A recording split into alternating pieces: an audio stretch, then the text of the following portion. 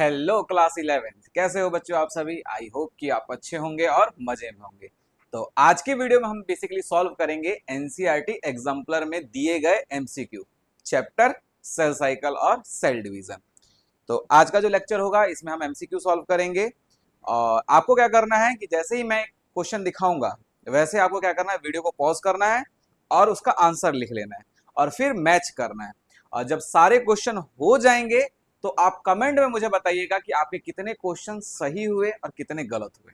ठीक है, तो चलिए सॉल्व करते हैं। तो देर नहीं करते हैं, स्टार्ट करते हैं। पहला क्वेश्चन देखिए, पहला क्वेश्चन आपकी स्क्रीन पे है। क्या है? Meiosis result in diploid organism. ठीक है, मियोसिस का क्या रिजल्ट होता है डिप्लॉयड ऑर्गेनिज्म में? तो देखते हैं क्या है। ऑप्शन ए ये है production of gamete, option B है reduction in the number of chromosomes, option C है introduction of variation, option D है ऑल ऑफ द अबव। ध्यान से देखिए, एक मिनट, ध्यान से देखिए। पहला लिखा है प्रोडक्शन ऑफ गैमेट। ऑब्वियस सी बात है कि मियोसिस का यूज हम लोग गैमेट बनाने में करते हैं। ठीक है, मियोसिस का यूज किसमें करते हैं? गैमेट बनाने में। मियोसिस जब भी होगा तो गैमेट बनेगा, इसमें तो कोई दो राय नहीं है। आगे reduction in number of chromosome. Obvious सी बात है, मियोसिस को हम लोग रिडक्शनल डिवीजन बोलते हैं। क्यों बोलते हैं? क्योंकि उसमें जो डॉटर सेल्स बनती हैं, नई डॉटर सेल्स जो बनती हैं, उसके पास नंबर ऑफ क्रोमोसोम आधे हो जाते हैं पेरेंट सेल के कंपैरिजन में। तो ये भी ऑप्शन सही है। तीसरा इंट्रोडक्शन ऑफ वेरिएशन। ऑब्वियस सी बात है, मियोसिस फर्स्ट में, प्रोफेज फर्स्ट में पेकाइटिन स्टेज में वेरिएशन आता है। क्यों आता है? ड्यू टू क्रॉसिंग ओवर या फिर रिकॉम्बिनेशन।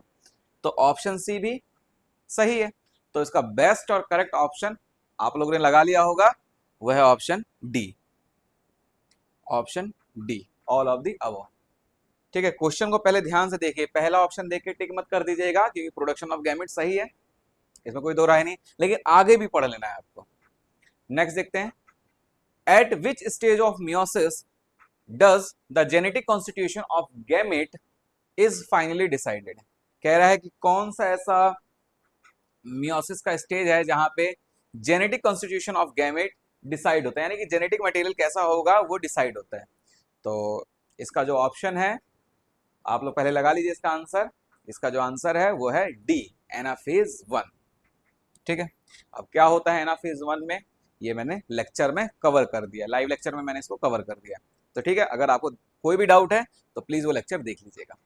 चलिए नेक्स्ट क्वेश्चन देखते हैं। क्वेश्चन 3, मियोसिस अकर इन ऑर्गेनिज्म ड्यूरिंग।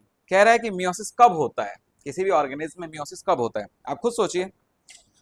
आपको याद रखना है कि मियोसिस से क्या बनेगा, गैमेट बनेगा। और गैमेट कब बनेगा? आप खुद सोचिए, गैमेट कब बनेगा? गैमेट बनेगा जब सेक्सुअल रिप्रोडक्शन होगा, क्योंकि सेक्सुअल रिप्रोडक्शन में गैमेट बनता है, वही गैमेट फर्टिलाइज होता है और बाद में जाइगोट बनता है। तो ऑब्वियस सी बात है, मियोसिस कब होगा? ड्यूरिंग सेक्सुअल रिप्रोडक्शन, है ना। मैंने बताया था कि हमारे पूरे बॉडी में माइटोसिस होता है, लेकिन जो हमारे सेक्स ऑर्गन है वहां पे मियोसिस होता है, क्योंकि सेक्स ऑर्गन किस में इन्वॉल्व है? सेक्सुअल रिप्रोडक्शन में। तो इसका जो बेस्ट और करेक्ट आंसर है वो ऑप्शन ए, सेक्सुअल रिप्रोडक्शन। ठीक है, ये आ गया समझ में, इसमें तो कोई डाउट नहीं है। अभी तक 3 क्वेश्चन देख लिए। पहले क्वेश्चन भी मियोसिस से ही था, दूसरा क्वेश्चन भी मियोसिस से ही था और तीसरा क्वेश्चन भी मियोसिस से था। अच्छा, एक चीज बताना चाहूंगा आपको मैं कि पूरे ये जो चैप्टर है सेल साइकिल सेल डिवीजन, इसमें जो सबसे इंपॉर्टेंट पोर्शन जो है जहां से क्वेश्चन आता है और कंफ्यूज भी करता है एग्जामिनर आपको, वो है मियोसिस। आपको मियोसिस बिल्कुल क्लियर होना चाहिए। और मियोसिस में भी सबसे ज्यादा मैं आपको बता दूं, प्रोफेज 1, प्रोफेज 1 की वो 5 अवस्थाएं जो है, लेप्टोटीन, जाइगोटीन, पेकाइटीन, डिप्लोटीन और diakinesis. Leptotene, zygotene, pachytene, diplotene, diakinesis, उसमें क्या क्या होता है ये आपको पता होना चाहिए। इंपॉर्टेंट बात है, याद रखिएगा कि उस 5 अवस्था में क्या क्या होता है। जैसे मान लीजिए पेकाइटीन में रिकॉम्बिनेशन होता है या क्रॉसिंग ओवर होता है दो होमोलोगस क्रोमोसोम के बीच में, ये हो गया। उसके बाद सिनेप्टिनोमल कॉम्प्लेक्स जाइगोटीन में दिखता है आपको, ये याद रखना है। साथ ही साथ साइनेप्सिस भी जाइगोटीन अवस्था में ही होता है, ये याद रखना है आपको। काइजमाटा कहाँ देखने को मिलता है? ठीक है, डिप्लोटीन अवस्था में। टर्मिनलाइजेशन ऑफ काइजमेटा कहाँ पे होता है? डाइकाइनेसिस में। ये सारी बातें आपको याद होनी चाहिए, तभी आपको क्वेश्चन सॉल्व कर पाएंगे। नीट में अगर आप क्वेश्चन देखते हैं तो सबसे ज्यादा प्रोफेस फर्स्ट से क्वेश्चन आए हैं। वो ऐसे ही पूछेगा जैसा मैंने बताया ना, वैसे दे देगा ऑप्शन, एक मैच द कॉलम करके, एक तरफ स्टेज लिख देगा और दूसरी तरफ उसमें क्या क्या हो रहा है वो लिख देगा। आपको मैच करना है और ऑप्शन से मैच करना है फिर उसके बाद। तो ऐसे क्वेश्चन आते हैं।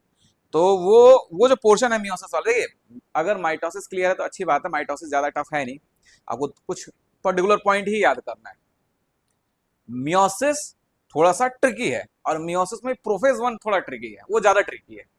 मियोसिस टू बिल्कुल माइटोसिस की तरह है, माइटोसिस के पूरे पॉइंट मियोसिस टू में कवर हो जाएंगे, कोई इसमें शक नहीं है। अगर आपने माइटोसिस पढ़ा है तो मियोसिस टू पढ़ने की जरूरत नहीं है, क्योंकि वही पॉइंट लिखेंगे आप, वो मैं बता दूंगा कैसे लिखना है ना। वैसे बता भी रखा है मैंने लास्ट क्लास जो लाइव लेक्चर हुआ उसमें, ठीक है। चलिए, तो ये हो गया क्वेश्चन नंबर 3। नेक्स्ट क्वेश्चन देखते हैं, question number 4। During anaphase 1 of meiosis, अब यहां पे आ जाइए थोड़ा सा। कह रहा है कि एनाफेज ऑफ मियोसिस में क्या होता है। पहला, A homologous chromosome separate, B non homologous chromosome separate, sister chromatid separate, non sister chromatid separate. अब देखिए समझिए, मैंने बताया था आपको जब मैंने वो पढ़ाया था आपको मियोसिस 1 में एनाफेज 1, अगर थोड़ा बहुत याद है मैं एक बार डायग्राम बना के समझाता हूं आपको। हम्म, क्या हो रहा था उसमें, जैसे मान लीजिए सेल है, एनाफेज 1 में क्या हो रहा था, जैसे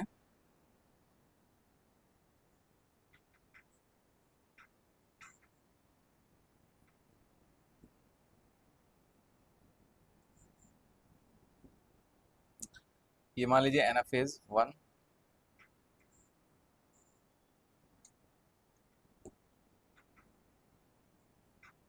ठीक है।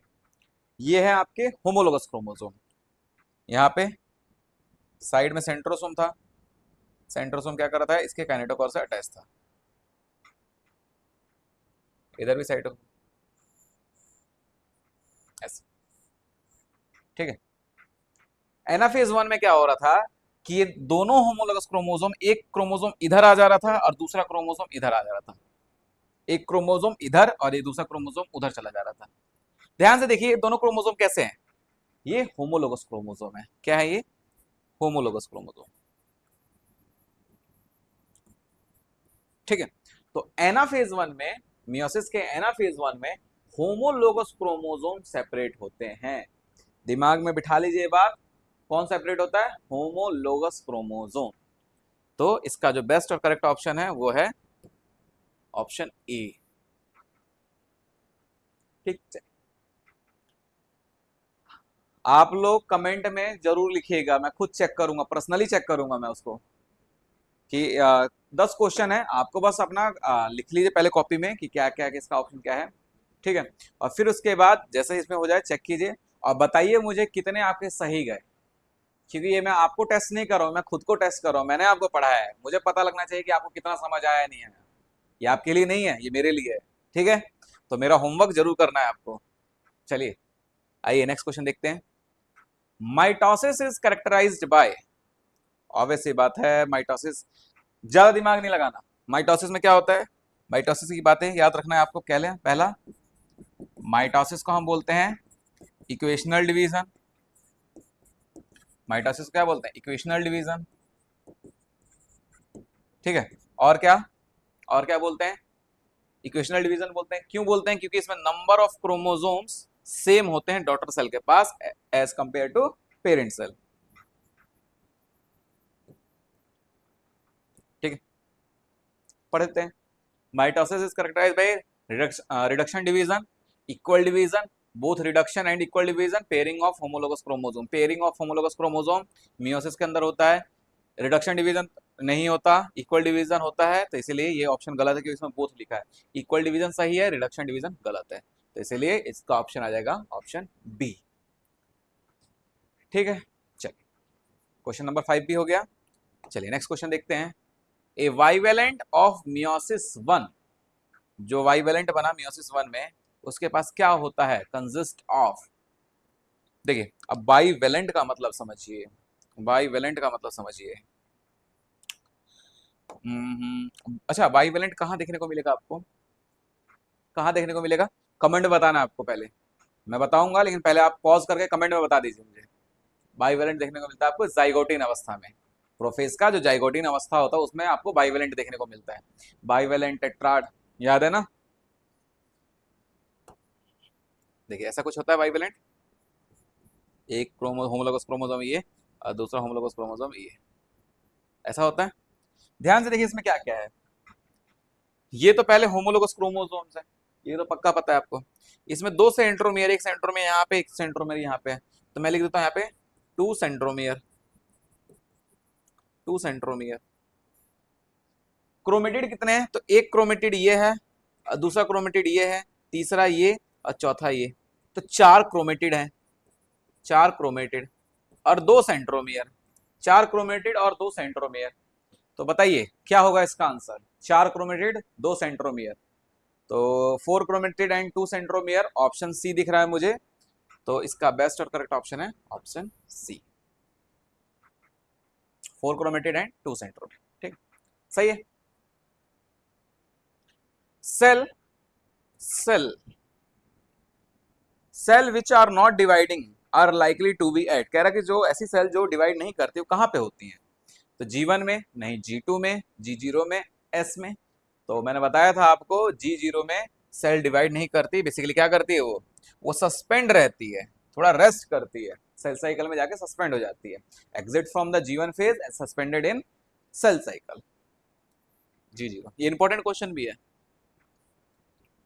G0 से जो क्वेश्चन आ रहा है वो इंपॉर्टेंट, क्योंकि हाल ही में G0 पे क्वेश्चन आया है,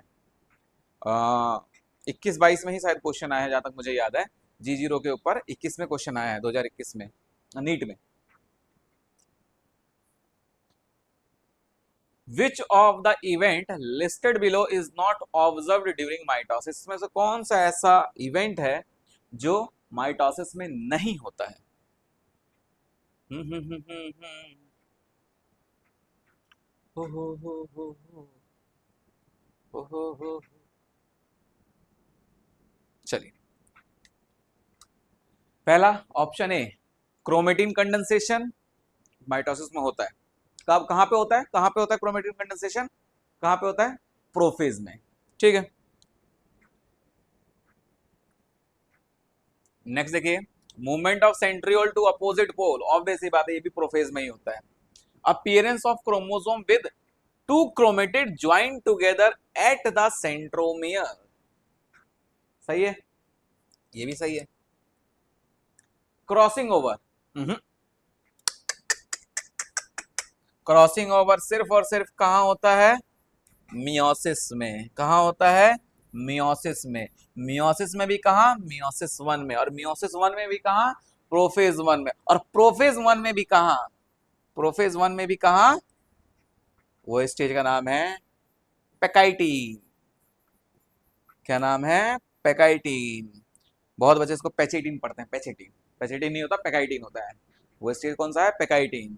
याद रखिए मियोसिस में, मियोसिस वन के अंदर, प्रोफेज वन के अंदर पेकाइटीन स्टेज में क्रॉसिंग ओवर होता है, रिकॉम्बिनेशन होता है, एंजाइम यूज होता है रिकॉम्बिनेज, और वहीं पे रिकॉम्बिनेशन नोड्यूल देखने को मिलता है। तो दिमाग में बैठा लीजिए, कहीं लिख लीजिए, हाथ अगर खाली है ना तो वहां पे लिख लीजिए, रिकॉम्बिनेशन या crossing over take place in a pachytene stage of meiosis one, pachytene stage of meiosis one of prophase one. उल्टा बोल देगा, prophase one of meiosis one, ठीक है याद रखना आपको ये। चलिए, identify the wrong statement about meiosis, कितना रॉन्ग स्टेटमेंट ढूंढेंगे यार हम लोग, कितना। Identify the wrong statement about the meiosis, option A pairing of homologous chromosome, pairing of homologous chromosomes, सही है। कहां पे होता है, कहां पे होता है पेयरिंग, कहां पे होता है, जाइगोटीन में, कहां पे होता है, जाइगोटीन में। अब देखिए ज्यादातर क्वेश्चन मियोसिस पे ही मिलेगा आपको, मैं देखिए मैंने क्वेश्चन क्रिएट नहीं किया, एग्जामिनर करता है क्वेश्चन क्रिएट, ये तो एनसीईआरटी एग्जाम्पलर है, ये तो आप ही का रिश्तेदार है, तो इससे तो मैं नहीं कह सकता भाई कि तुम क्यों पूछ रहे हो मियोसिस से। मियोसिस तो पढ़ना पड़ेगा बेटा। अगर समझ आए ना आए, मियोसिस याद रखना है आपको। उसके बाद 4 haploid cells are formed. 4 haploid cells are formed, ये भी सही है। ऑप्शन ए भी सही है, ऑप्शन ए भी सही है, ऑप्शन बी भी सही है। सी देख लीजिए, at the end of meiosis the number of chromosome are, number of chromosome are reduce to half, ये भी सही है, ये भी सही है, तीसरा भी सही है, तीसरा ऑप्शन भी सही है। जाहिर सी बात है जब मियोसिस हो जाएगा तो नंबर ऑफ क्रोमोसोम आधे हो जाएंगे। Option D, 2 cycle of DNA replication occur, ये तो गलत है भाई, डीएनए रेप्लिकेशन सिर्फ एक बार होता है, डीएनए रेप्लिकेशन एक बार होता है, तो ये गलत है, तो यही इसका आंसर है, ये गलत है, यही इसका आंसर है। तो 9 का आ जाएगा डी, 9 का आ गया डी। अब आ जाइए लास्ट एमसीक्यू है इस चैप्टर का, फिर उसके बाद एक क्वेश्चन दिखाऊंगा आपको, बहुत प्यारा क्वेश्चन है, वो क्वेश्चन अगर आपको आना चाहिए। लेकिन select the correct statement about जीवन फेज, इसमें से करेक्ट स्टेटमेंट देखना है आपको जीवन फेज के लिए। कौन सा करेक्ट स्टेटमेंट है? Option A, cell is metabolically inactive, गलत, उसमें एक्टिव होता है, मेटाबॉलिकली एक्टिव होता है जीवन फेज में। DNA in the DNA in the cell does not replicate, पागल हो रहे हो यार, एक मिनट एक मिनट एक मिनट, बात सही है भाई, बात सही है। DNA in the cell does not replicate, जीवन में तो रेप्लिकेट नहीं होता ना, एज में रेप्लिकेट होता है, ये बात सही है। इसको एक बार टिक मार लेते हैं, एक बार इसको 5 मिनट रोक लेते हैं, इसको टिक मार के रख देते हैं कि तुमको हम बाद में देखेंगे, तुम थोड़े सही लग रहे हो। आगे देखते हैं, it is not phase of synthesis of macromolecule, क्या बात कर रहे हो, होता है यार, प्रोटीन वोटीन तो बनता है इसमें, प्रोटीन क्या है, मैक्रोमोलिक्यूल तो है। सेल स्टॉप ग्रोइंग, क्या बोलते हैं यार, गलत है। ऑप्शन बी सही है, ऑप्शन बी सही है यार, यही इसका आंसर है, क्योंकि हमें पता है कि डीएनए रेप्लिकेशन नहीं होता जीवन में, तो ये बात सही है, डीएनए रेप्लिकेशन नहीं होता। डीएनए रेप्लिकेशन कहाँ पे होता है? एस फेज में। चलिए आपको एक क्वेश्चन देता हूँ, आप कमेंट में बताइएगा मुझे, सारे आंसर चेक करूंगा, पर्सनली चेक करूंगा मैं आपसे, कि अगर जिसने क्वेश्चन नहीं बताया मैं क्लास में नाम लेके टोकूंगा आपको, लाइव लेक्चर में पूछूंगा आपका नाम कि आपने आंसर क्यों नहीं बताया, ठीक है। चलिए क्वेश्चन क्या था मेरा, आपको ये बताना है कि G2 स्टेज में, G2 स्टेज में, इंटरफेज का जो G2 फेज है उसमें क्या होता है, और सेंट्रोसोम किस फेज में डुप्लीकेट करता है, ये आपको बताना है कमेंट करके।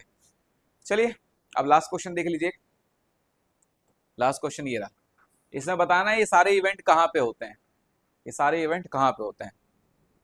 चलिए बताइए बताइए बताइए बताइए बताइए बताइए बताइए। ऑप्शन ए है synaptonemal complex, option B recombination nodule, option C appearance या activation of enzyme recombinase, termination of chiasmata, interkinesis, formation of dyad of cells, बताइए। हम्म, मैं बताता हूं, आप लोगों ने, उम्मीद करता हूं कि आप लोगों ने बता दिया होगा, और जिसने नहीं बताया उसकी तो खैर नहीं है लाइव क्लास में, ठीक है। चलिए, सिनेप्टिनोमल कॉम्प्लेक्स जाइगोटिन स्टेज में देखने को मिलता है, जाइगोटिन। रिकॉम्बिनेशन नोड्यूल पेकाइटिन, अभी अभी बताया मैंने।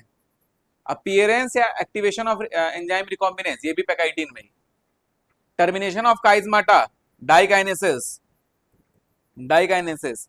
काइजमाटा हमें डिप्लोटिन स्टेज में देखने को मिलता है, लेकिन टर्मिनेशन ऑफ काइजमाटा हमें डाइकाइनेसिस में देखने को मिलता है।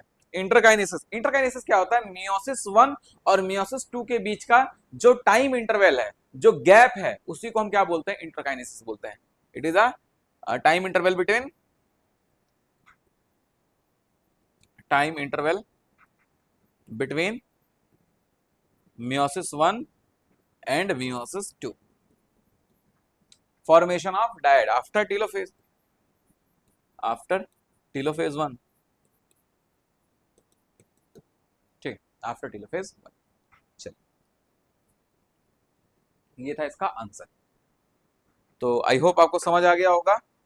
तो इस वीडियो के लिए इतना ही रखते हैं, आपको कमेंट करके बताना आपके कितने क्वेश्चन सही हुए और कितने गलत हुए, ठीक है बेटा। मैं सबके का आंसर फिर से बोल रहा हूँ, सबके आंसर मैं पर्सनली चेक करूंगा, और जिसने नहीं बताया मैं लाइव लेक्चर में टोकूंगा उससे कि भाई आपने आंसर क्यों नहीं बताया। चलिए आज के लिए इतना रखते हैं, मिलेंगे नेक्स्ट लेक्चर में। तब तक पढ़ते रहिए और ज्यादा से ज्यादा क्वेश्चन सॉल्व कीजिए, और रिवीजन, देखिए चैप्टर खत्म हो चुका है, रिवीजन आपको ज्यादा से ज्यादा करना है। आप शॉर्ट नोट्स बना लीजिए कि किस फेज में क्या क्या होता है, उसको हाईलाइट कर लीजिए और रोज देखिए। जब आप रोज देखेंगे तो पेपर तक आपको क्लियर रहेगा। अगर पेपर तक हल्का फुल्का भूल भी गए तो कोई बात नहीं, वन शॉर्ट लेक्चर आएगा ही आएगा इसका। जिस दिन वन शॉर्ट लेक्चर आएगा उस दिन चैप्टर खत्म हो जाएगा, आपका फिर से रिवाइज हो जाएगा। चलिए, तो बेटा पढ़ते रहिए, अपना ध्यान रखिए, तब तक के लिए धन्यवाद।